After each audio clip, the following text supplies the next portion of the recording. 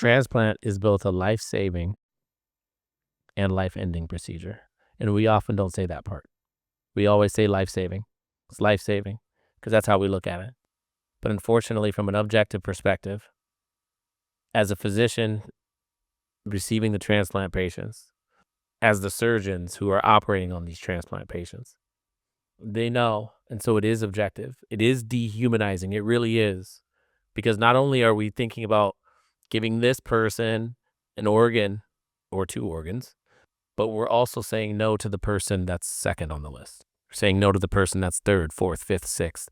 Unfortunately, because there's not enough organs that are able to be passed out to everybody who needs them, it is dehumanizing. It's purely objective.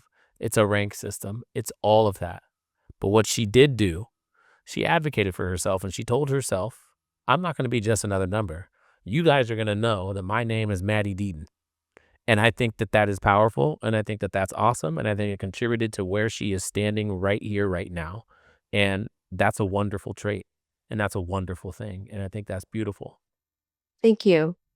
So it's May. You got listed in May of 22 or 21? 2022. Okay. Yes. And I actually found out when I was told we're putting you on the list. I did not know at that point that I was going to be listed for both lungs and a kidney. Yeah. They told me at the time, or I asked, so when am I going to be getting my kidney and being listed for the lung? Is it going to be 6 months later, 1 year later? And they were like, oh no, we're just going to list you for both. So Were you on dialysis at that point or no? I was not on dialysis. Okay. I had had a fistula created. I was preparing for dialysis, but with CF and the lung function I had or did not have, they were very scared to put me on dialysis because they thought it would, make my lung condition worse. So it was prolonged as long as possible. So I did not have to start it. So it's May 22. You're on the list. May 22. May 18th, I go on the list. I get a paper in the mail saying you're officially on the lung transplant list.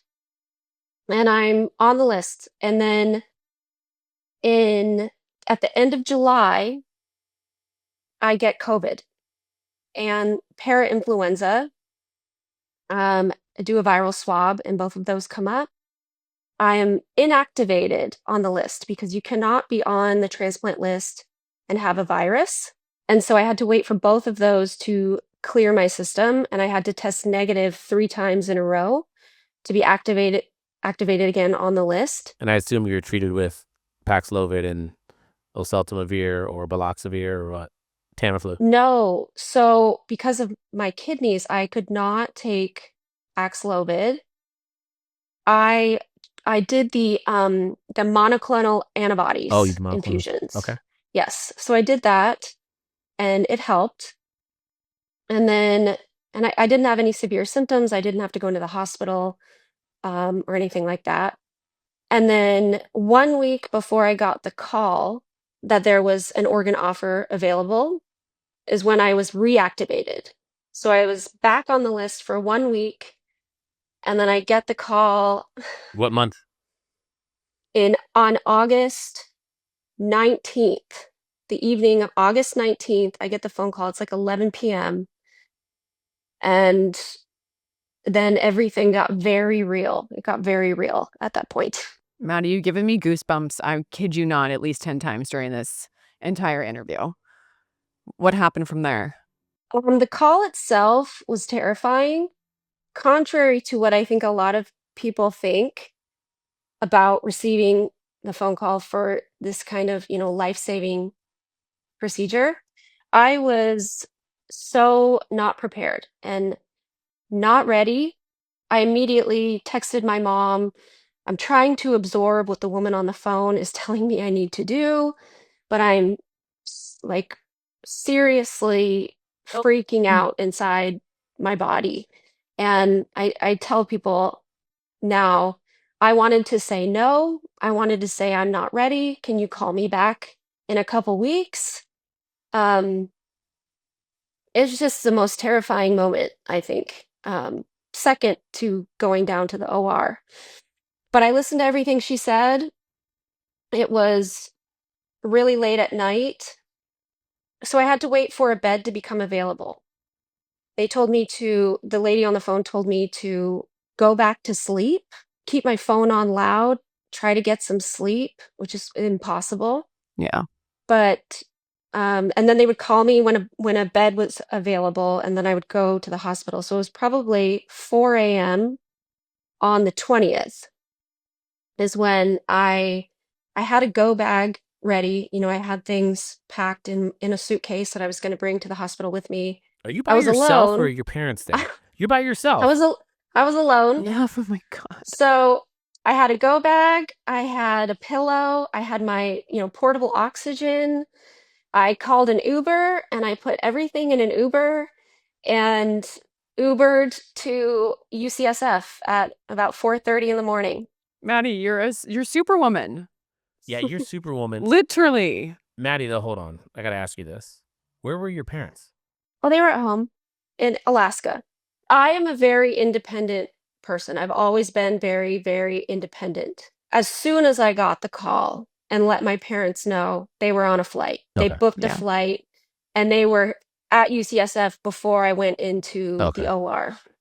So I'm very independent though. So it's not abnormal that I'm going through crazy things by myself. Well, given your life story, of course you are. When you were talking about that fear when you got the phone call, where did the fear stem from? Was it fear that it wasn't going to go well?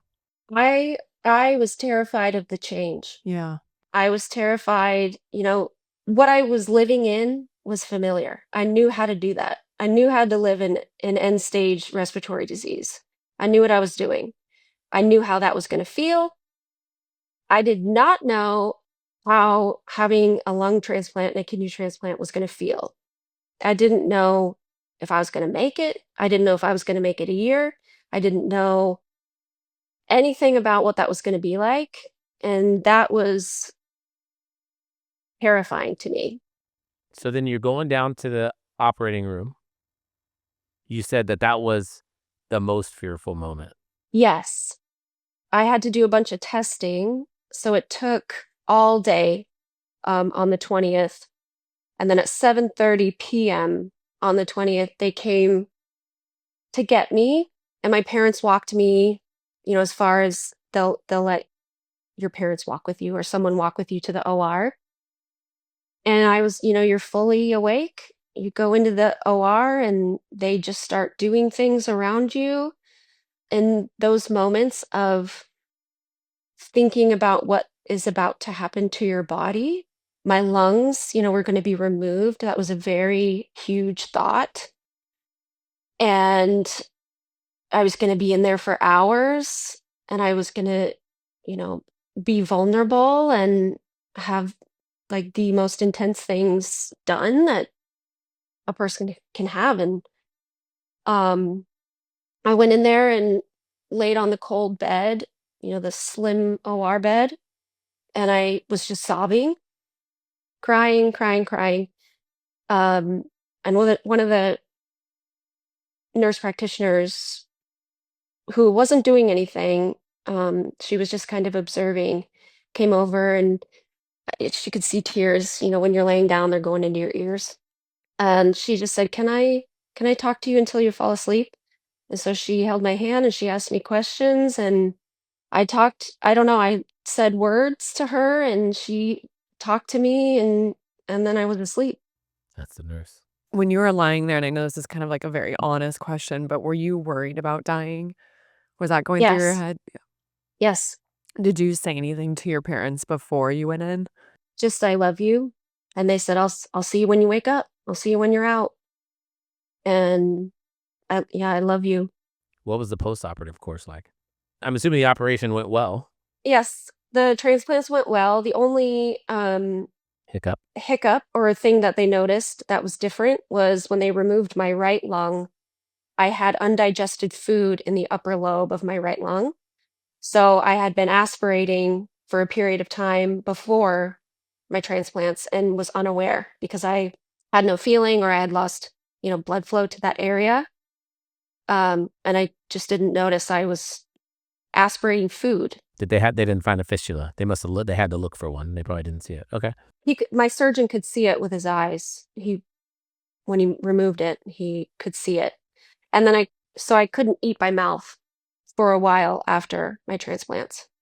Did they do a swallow study and see it? Yeah, so it was kind of an interesting development. First of all, coming out of my transplants was like a whole different world. It was like a completely different experience than I've ever had. But I did have a swallow study. I had a couple in the hospital and I passed them. I had a little bit of, my esophagus pushing food back Yeah, up or pushing the regurgitation. liquid back up, Mm-hmm. but none of it went down into my lungs.